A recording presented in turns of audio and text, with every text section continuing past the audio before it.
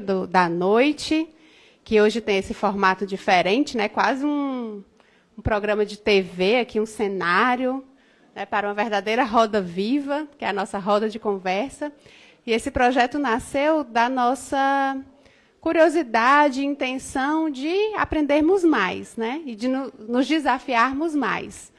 Que a ideia é que durante 6 meses do ano, né, nos primeiros 6 meses, a gente traz um tema, sempre que um palestrante, uma vez por mês, fala desse tema, para no final desse 6º mês, a gente faz uma roda de conversa sobre ele.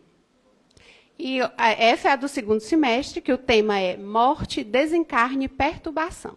Então, eu vou chamar os nossos queridos professores universitários, doutores em morte, desencarne e perturbação. Leram tudo do Livro dos Espíritos, dos Médiuns, do Céu e Inferno, né? Uma vasta bibliografia. Estão preparados para as perguntas de vocês, então perguntem, porque a roda de conversa só tem sentido se tiver pergunta, que eles estão preparados para responder. Se eles não souberem, não tem problema. A gente pesquisa e traz na próxima segunda, tá certo? Tá tudo certo.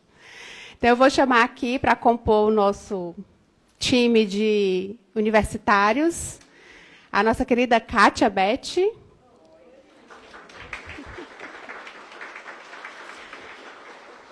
O nosso querido Leandro. Ó, e tem até água fluidificada para vocês, ó, chique. A nossa querida Maristé.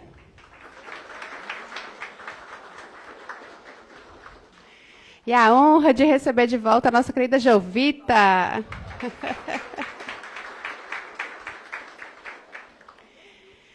Bom, eu sei que vocês são tímidos, né, para começar. E aí eu preparei algumas perguntas aqui sem combinar com eles, porque eu quero testar se o conhecimento está afiado mesmo. Já? Eita, não vou nem precisar da primeira. Pode passar. E para vocês se inspirarem, a gente vai deixar um slide aqui com algumas palavras importantes e provocações sobre esse tema. Alguém aqui, antes da gente começar com as perguntas, alguém tem medo da morte? Né? Também? Só eu e a senhora temos. Agora levantou uns braços. Bom. Eu demorei a assumir, mas eu tenho, não vou mentir, né? Mas aí a gente precisa, né, se aproximar dela, porque é a certeza que temos. E pelo menos conhecer um pouco mais. Pois é. A morte ou os impostos, não sei o que é pior, a Kátia está dizendo aqui, que é as 2 certezas que ela tem na vida. Mas boa parte do que a gente vai explorar aqui na roda de conversa está lá no Céu e Inferno, na parte 2. Tá? Então, quem tiver curiosidade de se aprofundar no que vai ser falado aqui, o Céu e Inferno é um livro riquíssimo também, né? Mas na parte 2, especificamente, tem muita coisa sobre o que a gente vai falar aqui. Então, já que Denise quer abrir a roda, depois eu vou para as minhas perguntas aqui. Boa noite. Olha, um time assim, né? Eu teria 2 perguntas. Primeira pergunta com relação à prece, tá? Como é que a gente vai dirigir uma prece aos nossos irmãos que não estão mais aqui, aos desencarnados? Eu posso ficar todo o tempo invocando, indagando? Meu pai não está aqui, minha mãe não está aqui, um amigo não está aqui, mas será que onde está? Está no bom plano espiritual? Eu posso pedir, papai me ajude, mamãe me ajude. Que eu vejo isso, né? E outra coisa, uma questão minha, que é uma dúvida minha ainda, com relação quando eu desencarnar, se eu vou querer ser cremada ou se eu quero ser enterrada. É uma dúvida. Eu queria saber a visão espírita desse tema. Você queria saber se a gente ia dizer para ser cremado ou enterrado. E aí, a primeira pergunta foi se a gente pode ficar perguntando, né, evocando quem já morreu. Pai, pelo amor de Deus, eu preciso fazer tal coisa. Quem responde?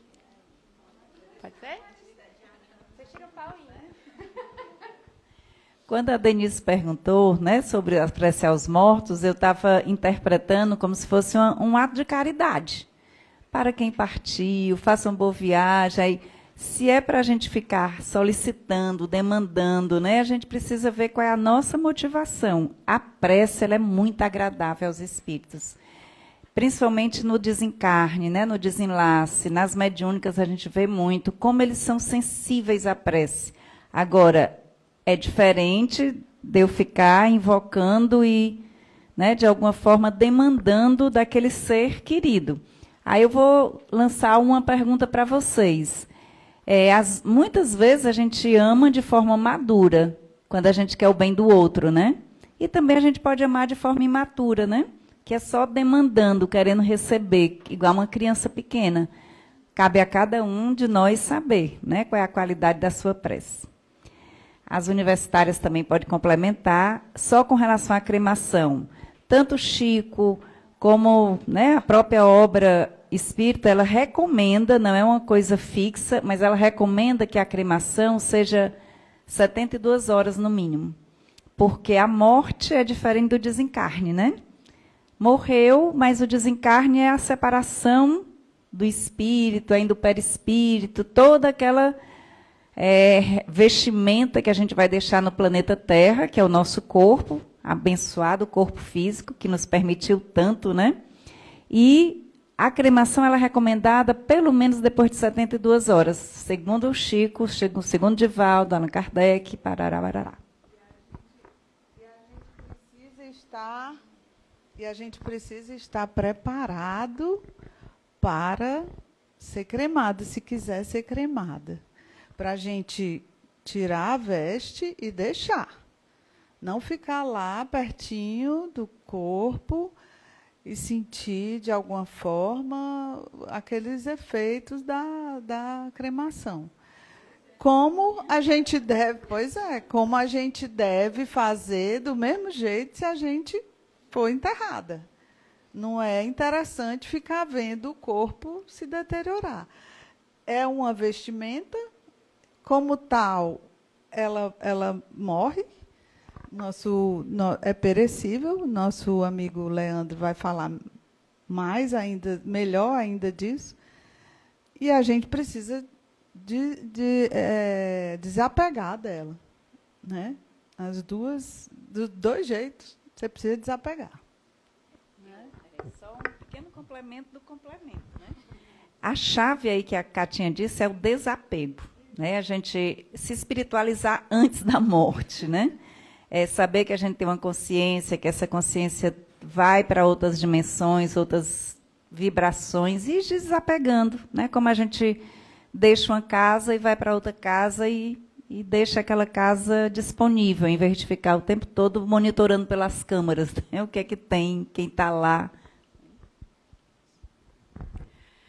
Bom, essa questão já foi tocada do desapego, né, que é o fator principal. É espiritualizarmos a vida já desde agora, através de preces, de conexão com o mundo espiritual e de treinamento mesmo de desapego. Quando o espírito atinge esse grau de amadurecimento, não importa se o corpo será cremado ou enterrado, porque ele já tem a preparação para se desvencilhar do corpo físico. Então, não vai ter a menor importância. Mas, de uma forma ou de outra, alguma repercussão pode ter, porque nós somos espíritos ainda num grau de evolução, vamos dizer assim, inicial, mediana, né? Então, é claro que nós ainda temos as preocupações com o corpo, com a vida física, com as pessoas, ainda temos o medo da morte. Então, todos esses fatores, eles vão influenciar para que esse desprendimento não seja lúcido. Então, você teve a falência do corpo e, com meia hora, você já está desprendido, espírito lúcido. Não, a gente vai até aprofundar também esse estudo, se passa por um período de perturbação. Então, o importante é esse nosso preparo E a recomendação espírita é que realmente a cremação se faça com 72 horas, a partir de 72 horas, né, do falecimento. E ainda, Denise, com relação às orações, só tocando um ponto, também eu acho interessante, é que pode, inclusive, haver obsessão de encarnado para desencarnado. Então, se você tem um familiar desencarnado e você não deixa esse familiar em paz, pedindo, rezando, falando dos problemas que ficaram, esse espírito vai se ressentir. Então, as nossas preces devem ser sempre, como a Maristé disse, preces confortadoras, né, de auxílio ao desprendimento daquele espírito. Sempre dizendo, olha, nós ficamos bem, siga em paz. Se houver necessidade de um conselho, pode-se até pedir, se for permitido, mas não assim aquela ligação opressiva. Se for permitido que você, de alguma forma, meu pai, minha mãe, me ofereça um conselho, que ele possa chegar através de pessoas amigas ou pela intuição, mas sempre assim, muito suave. Nada que possa oprimir esse familiar desencarnado. Não é isso? Para quem tiver curiosidade, no Evangelho segundo o Espiritismo, no finalzinho dele tem uma coletânea de preces. E aí tem um capítulo dessa coletânea, né, são várias sugestões de preces, que é só para os desencarnados. Inclusive, tem uma prece que chama para alguém que acaba de desencarnar, né, para aqueles que amamos e que desencarnaram. Então, dá essa luz de como essa intenção deve ser feita. É uma dica para vocês. Eu vou pegar aqui um gancho, que a Teté começou falando, de morte e de desencarne. Vocês entenderam que são coisas diferentes? Aí eu queria que o Leandro me explicasse, que eu posso morrer e não desencarnar? É isso mesmo? Eu achava que eu morri, pronto, desencarnei. Não são sinônimos. Bom, primeiramente, boa noite a todos. Tá? Grande satisfação estar aqui participando dessa roda de conversa e espero que vocês possam aproveitar os assuntos que vão ser compartilhados aqui hoje à noite. A gente costuma ter, né, como sinônimos a morte e o desencarne, né, mas à luz da doutrina espírita isso é diferente. Uma resposta bem breve, bem direta seria: a morte ela é a cessação irreversível das forças vitais do corpo físico, e o desencarne seria um processo espiritual, seria o desligamento do espírito do corpo físico, né. A morte seria o evento biológico e o desencarne um processo espiritual. Desenvolvendo um pouco mais essa ideia, né, assim, um pouco contextualizando, a gente vem para a Terra, né, para cumprir uma etapa da nossa jornada espiritual, e a gente está aqui num planeta que é de um grupo de planeta de provas e expiações. Então, nessa situação, a gente precisa de um corpo físico, como conhecemos, e o espírito ele é ligado a esse corpo físico, né. O Livro dos Espíritos tem uma analogia que faz do corpo físico e espírito como um fruto, né? Então, o corpo físico é como se fosse uma casca e o espírito é a semente, tá? E existe um material, um invólucro, para poder receber o espírito e ligar ele ao corpo, porque o corpo e o espírito ele tem vibrações diferentes, né? Então, para ser possível o corpo físico receber o espírito, então a gente precisa do perispírito. Então, o perispírito o corpo seria material, o perispírito imaterial, e o perispírito seria semimaterial, semifluídico, né? Material denso o suficiente para poder se conectar ao corpo, e fluídico o suficiente, ou sutil o suficiente, para poder se conectar ao espírito, né? Na obra Os Obreiros da Vida Eterna, foi ditado por André Luiz e psicografado por Chico Xavier, ele detalha lá a função da equipe espiritual no processo de desencarne, é como se fosse um manual de desencarne, né? Aí ele cita a importância do passe no momento do desencarne, o desligamento do sistema nervoso, a atuação sobre os chakras, e o perispírito ele vai se desligando lentamente. É um processo lento, diferente da morte do corpo físico, né? E ele menciona que, após essas etapas, o último elo de corte seria o corte do chamado cordão de prata, ou cordão fluídico, que é o que liga como se fosse o nosso cérebro aqui do corpo físico ao cérebro do perispírito. Entenderam? Diferente, né? Quem mais tem perguntas sobre... tem algumas coisas aqui que a gente colocou que vocês podem, né, se inspirar para perguntar. Ali? Deixa eu chegar aqui no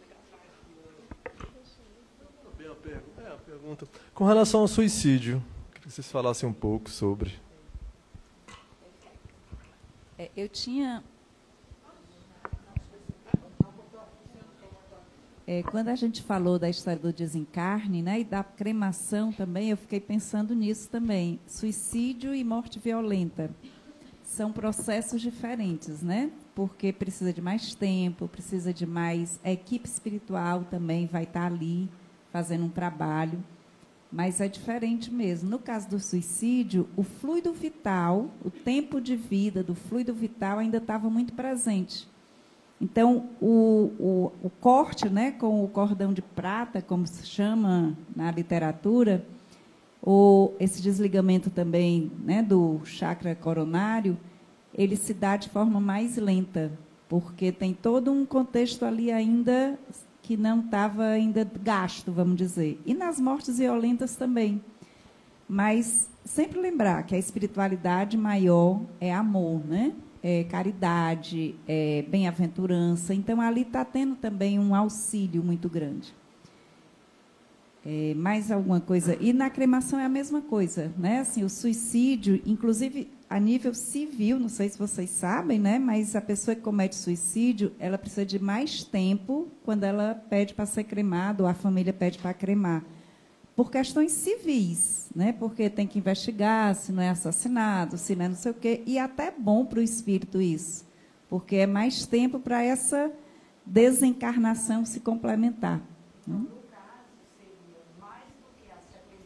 Seria mais do que 72 horas. Seria, no caso de cremação, principalmente, seria aconselhável pelo menos uma semana. Menos de 72 horas no nosso... Né? Ficou claro ou tem mais dúvida nessa questão? Claro que tem, meu irmão. Quem de nós não... Quem garante que a gente não teve algum suicídio em alguma encarnação e não estamos aqui na frente conversando, né? Tem, porque a lei de Deus é de recuperação, é misericordiosa mesmo.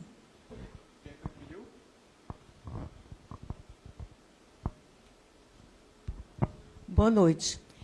A respeito, assim, tem pessoas de religiões que acreditam que vão ser arrebatadas, certo? Aí eu quero saber, e que não vão ficar esperando a salvação. Aí, quando a gente, né, faz oração por eles entendendo que já está lá, não tem mais nada, elas vão chegar até eles? Eles vão receber, aliás? Vocês têm notícias de alguma coisa? Excelente essa pergunta, excelente. Tem na mediúnica, tem demais. Vou pedir para a minha irmã Jovita iniciar. Nós sabemos que o conhecimento, ele auxilia muito nesse processo. Não é fundamental, não quer dizer que a pessoa que não tenha conhecimento sobre vida espiritual não seja auxiliada. Mas o conhecimento é fundamental porque dá justamente essa lucidez necessária quando você está transitando de um padrão para outro padrão vibratório. Né? Mas o mais importante, os espíritos dizem, é a boa conduta durante a vida. São os sentimentos, as boas ações. Esse padrão vibratório dos bons sentimentos lhe eleva. Mas aí a gente vê uma pessoa que a vida inteira foi orientada que depois da morte não existe nada, vai dormir. Não é? Então, a gente tem relatos em alguns livros que realmente existem espíritos que permanecem dormindo por algum tempo no plano espiritual. É um tempo que eles ficam recolhidos, como se fossem em hospitais. E ali eles vão, recebem passes magnéticos, para que possam ir acordando a consciência. Toda prece é bem-vinda. Toda prece de coração, ela é muito bem-vinda e pode auxiliar nesse momento. E chega. Temos uma pergunta na internet, Renato? Não? Quem estiver nos assistindo aí pode mandar perguntas também pelo chat que a gente responde por aqui, tá? Mais algum de vocês? Eu aqui, ó. Pronto. A gente pode acender vela para a pessoa que desencarnou dentro da nossa casa? É uma pergunta. E a outra, qual é o tempo de orientação para se desfazer das coisas daquela pessoa? Todas as duas perguntas são muito boas. Quando a pessoa é sincera no que ela está emanando, né, porque principalmente a ligação é o pensamento, se na conduta dela, na crença espiritual dela, acende vela, ela vai continuar acendendo a sua vela e acreditando que aquilo é o melhor que ela está fazendo. Nós, espíritas, nós não temos esse hábito, né? Não temos essa necessidade, porque a gente se conecta mais com a questão mental mesmo. Agora, também não é proibido, não é pecado, depende muito da sinceridade da sua intenção, né? Se aquela intenção é pura, vai chegar lá essa pureza e essa sinceridade e esse amor. A outra pergunta, qual foi? Eu vou depois passar aqui também, né, para o Leandro e para as meninas, porque eu tenho uma opinião que, assim, nós não podemos colocar regras em cima do sentimento dos outros. Então, se aquela pessoa tem necessidade de um pouco mais de tempo para ir se desfazendo e talvez nem precise se desapegar de tudo, ela queira alguma lembrança, eu sinceramente não coloco regra nisso. Eu acho que é importante que a gente vá se desapegando, entregando a pessoa para o destino dela, que com certeza a morte ela não nos transforma de repente. Nós vamos continuar estudando, seguindo, crescendo, como quem está aqui também. Mas esse tempo eu acho que vai muito de cada um. Né? Assim, vai muito de cada um, e é importante só lembrar disso. Para mim, a chave que eu viro, o que é uma chave? Eu posso virar ou não, né? A chave que eu viro é assim, isso vai ser útil para alguém? Isso aqui já pode ter uma utilidade melhor? Eu já posso fazer isso? Aí, quando o meu coração quer, eu faço. Quando ele não quer, eu não faço. Não sei como é com vocês, né?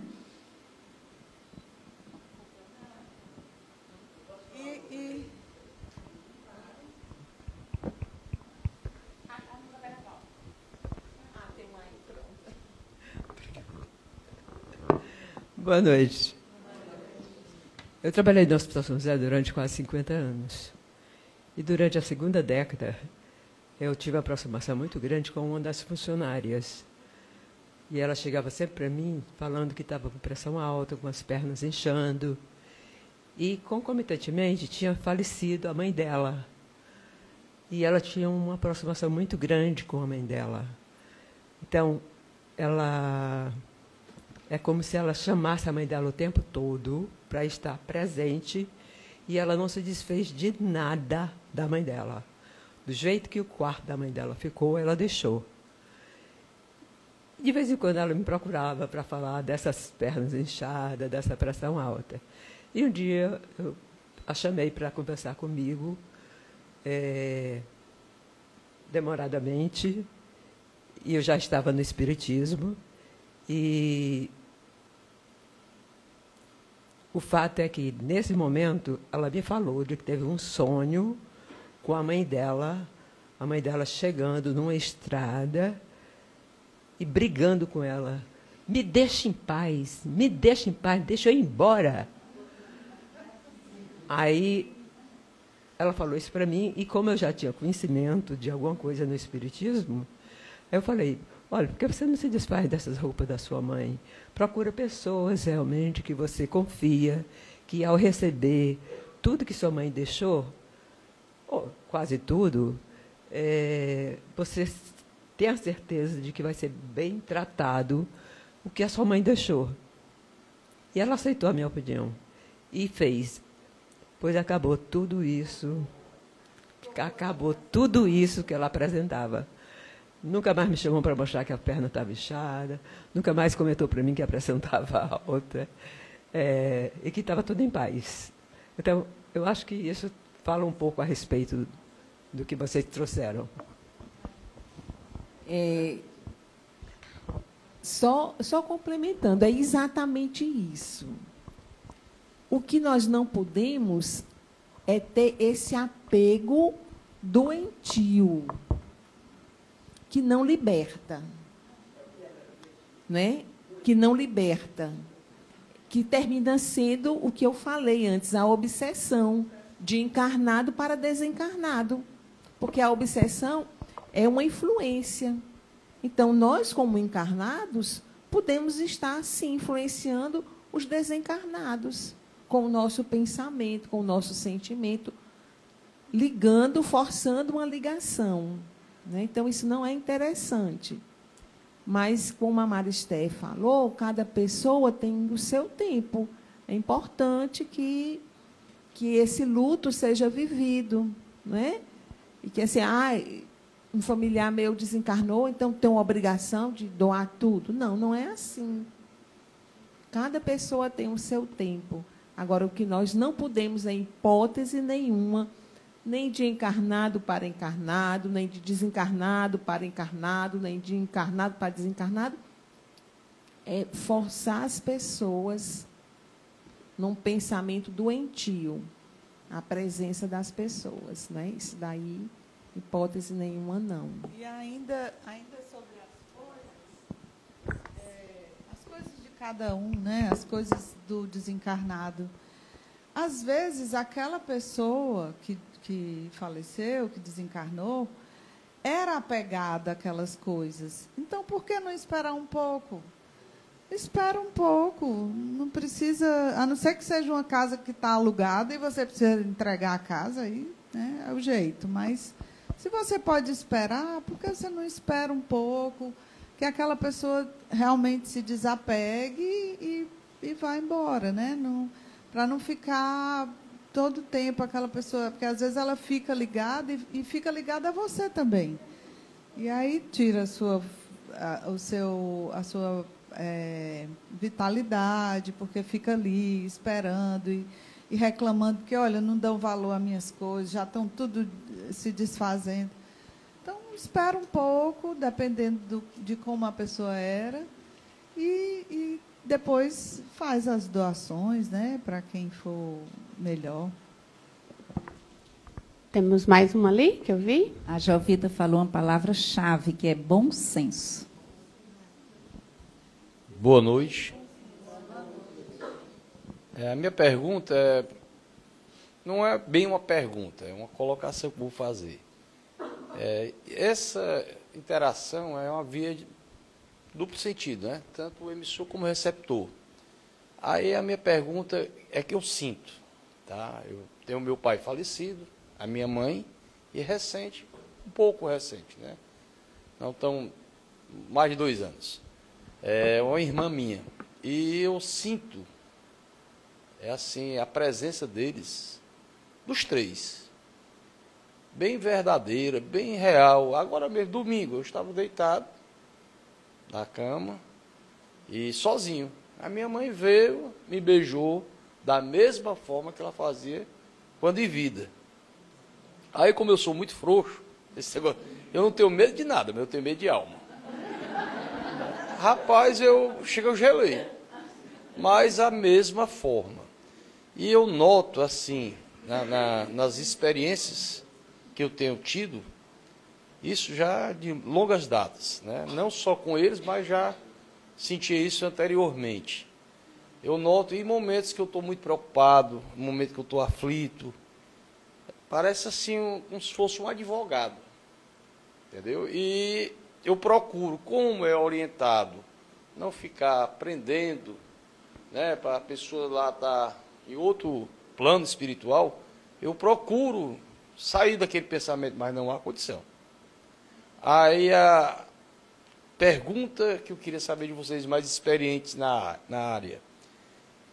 Eu devo sempre, quando sentir essa necessidade, até mesmo, muitas vezes eu estou aqui do nada, e aquele pensamento, aí, rapaz, eu converso e com certeza, eu estou dizendo para vocês aqui, eu sinto respostas. Na hora principalmente na hora de decisões e de coisas assim emergentes que surgem, que tem que tomar uma decisão rápida, aí vem aquela pessoa e dá uma solução, entre aspas, não diretamente, mas acalma, né? A pergunta é, quando isso acontece, eu devo alimentar ou devo tentar esquecer? É a primeira pergunta. E a segunda, batendo na tecla do material. Muitas coisas materiais, muitas que eu digo assim, coisas de pequenos valores que eu guardei, eu sinto quando, por exemplo, um relógio. Tem um relógio Mido que eu dei de presente ao meu pai. Naquela época, o relógio Mido era coisa caríssima. E eu dei esse relógio. Foi um sacrifício que eu tive, salarial, para pagar. Mas eu fiz questão porque era um desejo dele. Ele queria um relógio Mido com mando de ouro. E eu comprei completo, com a máquina e tudo. E quando eu pego esse relógio para botar no braço, eu não consigo. É como se fosse assim, homem, não mexa, está quieto não. Aí eu ponho lá. E assim vai. E outras coisas materiais de pequeno valor ou de grande valor, todas as vezes que eu insisto em tomar a decisão, não dá. Não dá porque há uma... Não sei se a pessoa prende materialmente. Aí a pergunta que eu deixo para vocês me darem um feedback. Devo alimentar isso? Para mim é satisfatório, não tem nada, não tenho insatisfação nenhuma, eu me sinto muito bem. Isso aí eu me sinto muito bem, nada me aflige não. A não ser o medo. E quando eu estou só, por exemplo, domingo eu fiquei com medo. Mas o resto é normal. Vamos pedir para os nossos especialistas em alma, que não tem medo de alma, responder. Até o Cufor. Eu tenho medo também. Quem é que não tem medo de alma que vai responder se ele deve seguir a intuição dele, o que ele sente ou não? Então eu começo, né? Mas você descreveu muito bem. Você sente a presença, é um sinal que você tem a sensibilidade. A presença é uma presença amiga, não lhe constrange, apesar do medo, mas não lhe constrange, não é uma presença que cause uma apreensão, um sofrimento. Então, você deve aprender a conviver com isso. E eu vejo como muito mérito também dos seus familiares já poderem estar interagindo, ajudando, né? Porque não são todos os espíritos que têm essa condição de, ao desencarnar, ter livre trânsito, de vir ter com os familiares assim, de uma forma amiga, dar um beijo no rosto do filho. Isso é maravilhoso, né? É um sinal de mérito. Jovitas, só fazendo um adendo, que eu esqueci o principal. Eu fui lá na... Meu nome lá, que a gente foi... Lá de Clara. E quando eu cheguei lá, o Newton, sem nem me conhecer, ele disse, aqui tem uma pessoa de uma luz. Pronto. Aí, terceira carta que veio, isso minha irmã tinha falecido recente, ele disse, rapaz, é quase assim, uma coisa inexplicável. A carta da minha irmã, assinada por ela, por tudo que tem na carta, é o que retrata o que ela queria falar para mim e para a família. E assinada, eu peguei a assinatura dela, se eu fosse ao cartório, reconheceria tranquilo. Quer dizer, assim, mais um testemunho para vocês do que é real, do que é verdadeiro. Ali eu acreditei no momento porque o Newton nunca tinha me visto. E tudo que está escrito, eu tenho essa carta guardada, digitalizada, guardada em vários arquivos, porque foi inédito para mim. Real. Real. Tá? Então, É eu isso queria só mesmo. fazer esse adendo para reforçar. Reforçar. Esse Que seus familiares estão, sim, tendo essa possibilidade de intercambiar com você, não é?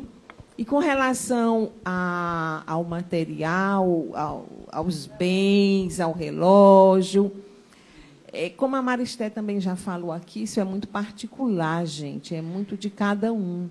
Agora, o que nós precisamos definitivamente compreender é que o que é eterno é o espírito.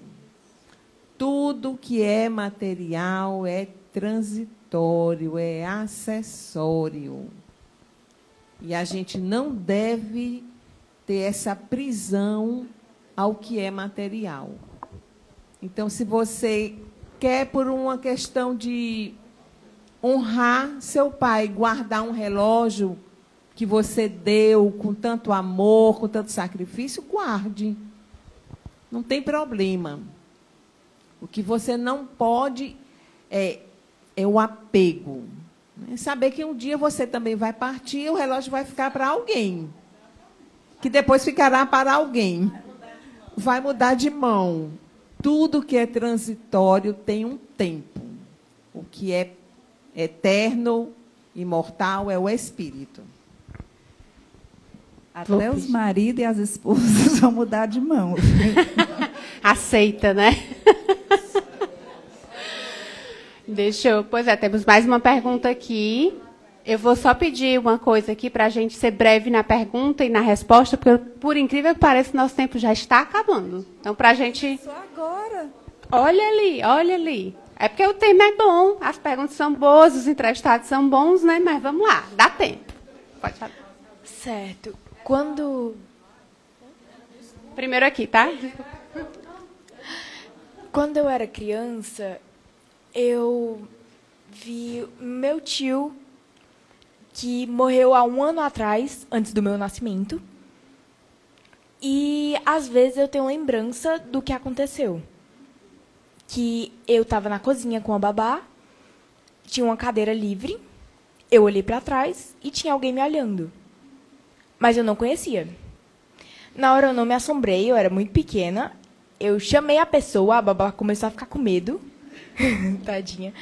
Ela ficou com medo, ela ficou desesperada, porque eu estava falando com alguém, não tinha ninguém. E eu convidei a pessoa, assim, animada, para sentar perto. E ela ficava falando, às vezes, tipo, para eu parar. Ela estava ficando bem assustada. Ela começou a se afastar um pouco. E ele começou a se aproximar. E aí eu comecei a olhar para, tipo, como se ele estivesse na minha frente, alguém estivesse na minha frente. E ela começou a perguntar o que eu estava fazendo. E a babá, eu não me lembro direito, mas eu acho que ela começou a rezar de medo. Ela continuou sentada, mas tentando colocar comida na minha boca e eu tentando falar com a pessoa, e eu conversando livremente, sem conhecer a pessoa, só convidando para sentar e conversar tranquila. Mas eu continuo com receio e com medo, porque eu me lembro dessa pessoa. Porque, tipo... Você parou de ver ou continuou vendo eu parei durante de ver. Até hoje? Não, eu parei de ver, mas eu só soube que era meu tio, porque minha mãe mostrou um retrato, e eu falei que era exatamente essa pessoa que eu tinha visto. E ela falou que ele tinha morrido há muito tempo antes até de eu nascer, então eu nunca conheci ele. Foi tipo 1 ano antes do meu nascimento. Aí eu realmente não sei como lidar, porque eu, às vezes, tenho sonhos desse movimento. E aí, quem responde? Quando a gente nasce, o neném quando nasce, ele fica até 7 anos, ele fica bem ligado ao plano espiritual. Porque quando a gente vai nascer, a gente se prepara, né? Tem todo um preparo para encarnar, conversa com os pais, ver se dá certo, se aceitam. E aí, quando nasce, você até 7 anos, você ainda tá mais ligado ao plano espiritual do que ao plano material. Então, você tinha facilidade de vê-lo, por isso, por causa dessa ligação ainda com o plano espiritual. Já que você não o viu mais depois, é porque ainda estava ligada, fazia pouco. Um ano é bem pouquinho tempo. Às vezes viu? Eu sonho com ele conversando comigo. Isso dá um pouco de medo, porque quando eu acordo, tem vezes que eu vejo ele em pé, parado na minha frente. Ainda vê, né? Pois é. Depende, tipo, por poucos segundos até eu lavar meu rosto.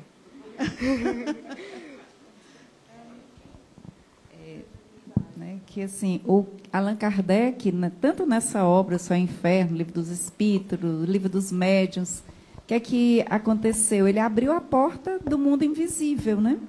Existe, nossos seres amados, nossos pais, irmãos, estão aqui, filhos, filhas.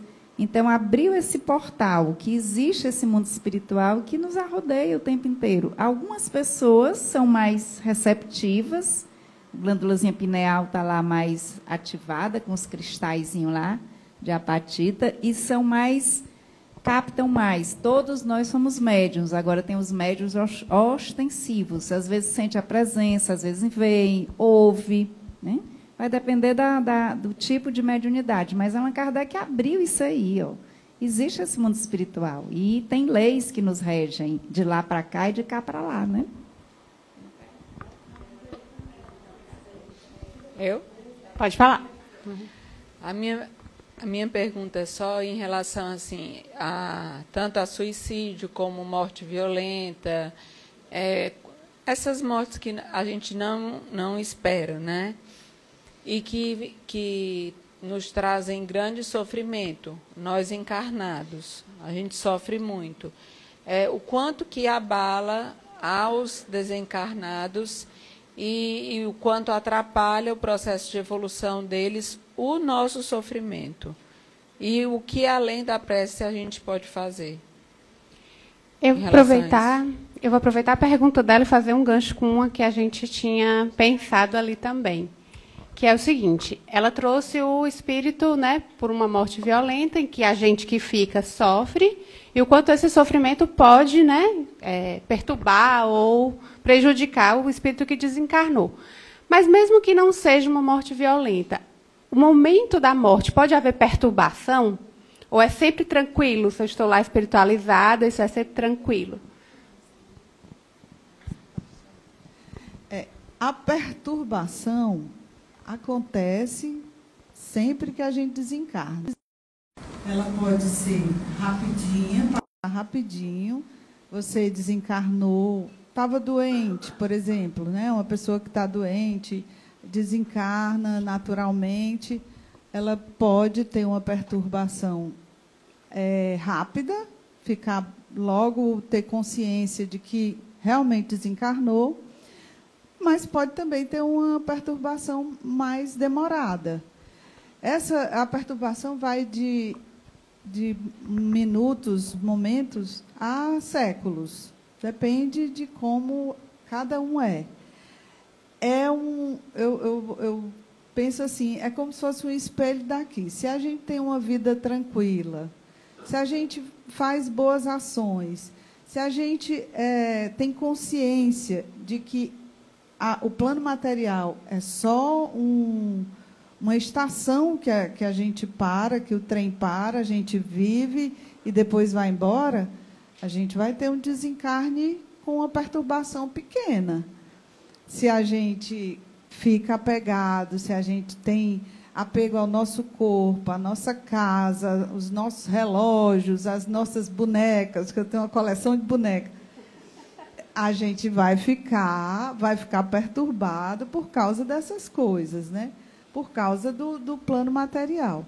A gente é um espelho. Conforme a gente está apegado, porque eu tenho a coleção de bonecas, mas na hora que eu for, eu não vou nem olhar para trás. As filhas que resolvam. Quem quiser ir lá pegar, mas é isso. às vezes, numa hora, uma pessoa que tem uma morte violenta, às vezes não fica com uma perturbação muito grande, ele se desapega e vai. Por quê? Porque ele pediu aquela morte. Ele pediu para andar uns passinhos e ter aquele tipo de morte por alguma coisa de outra vida, que ele achou que era necessário. E aí ele desencarna de uma forma violenta, mas a perturbação passa logo, porque ele estava preparado. Atinge tudo que a gente sente aqui, tanto que a gente sente, como as preces que a gente faz, atingem-nos. Eles sentem tanto a indiferença, né, como o amor que a gente sente. O que a gente precisa é... A palavra-chave, gente, é desapego. E a outra é bom senso. Depois eu vou me perguntar, mas só falando. Uma vez na palestra, achei bem interessante um comparativo que foi feito pelo palestrante, que foi o seguinte: você é uma mãe e o seu filho foi embora para outro país.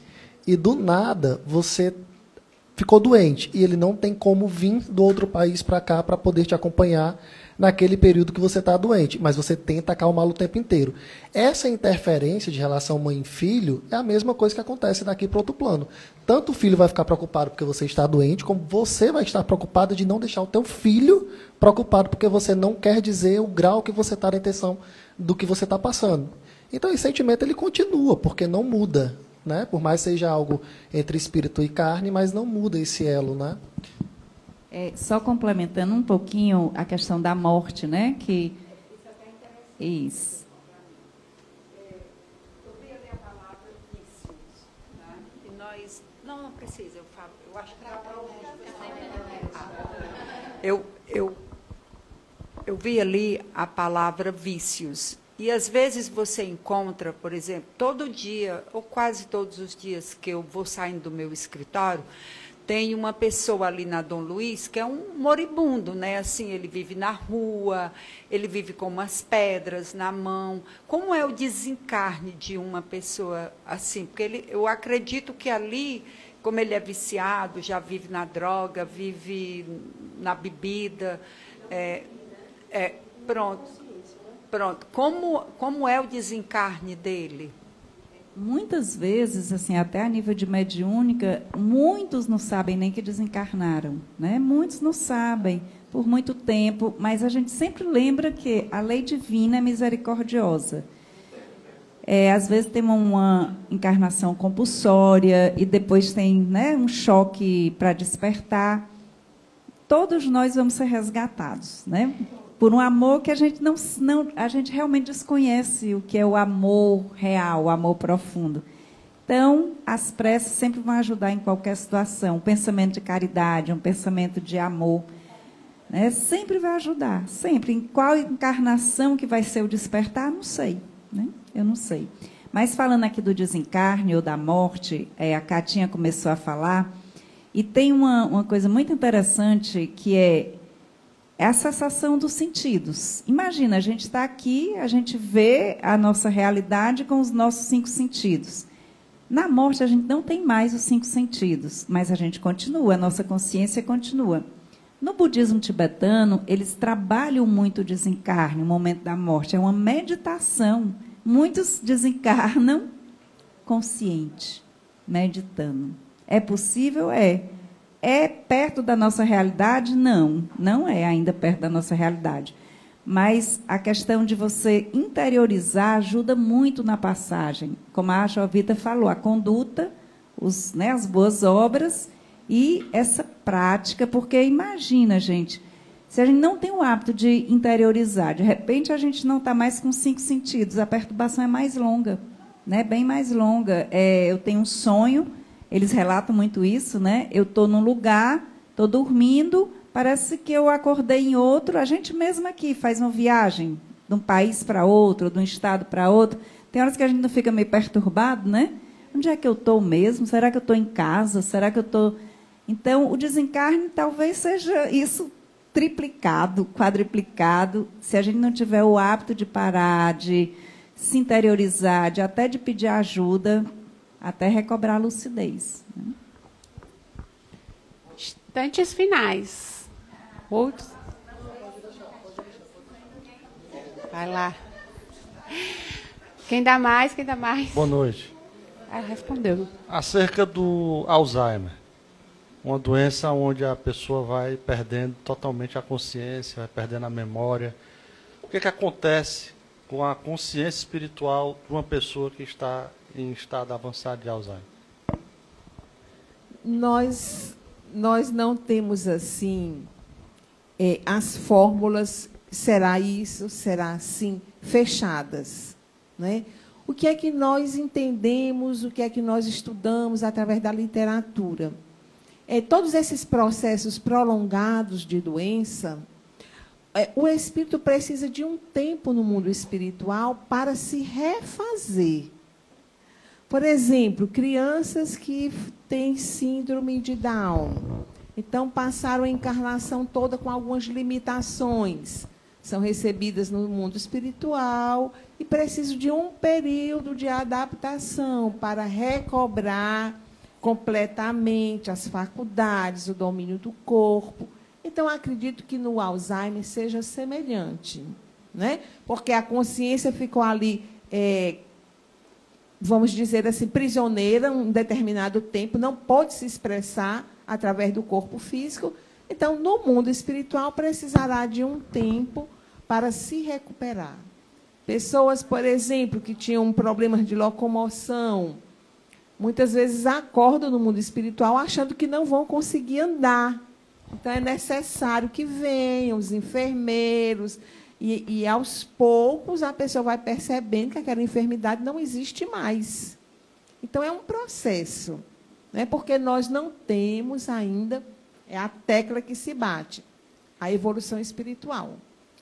Porque, com a evolução espiritual, independente da morte, o espírito ressurge lúcido. A gente tem o exemplo de Paulo de Tarso.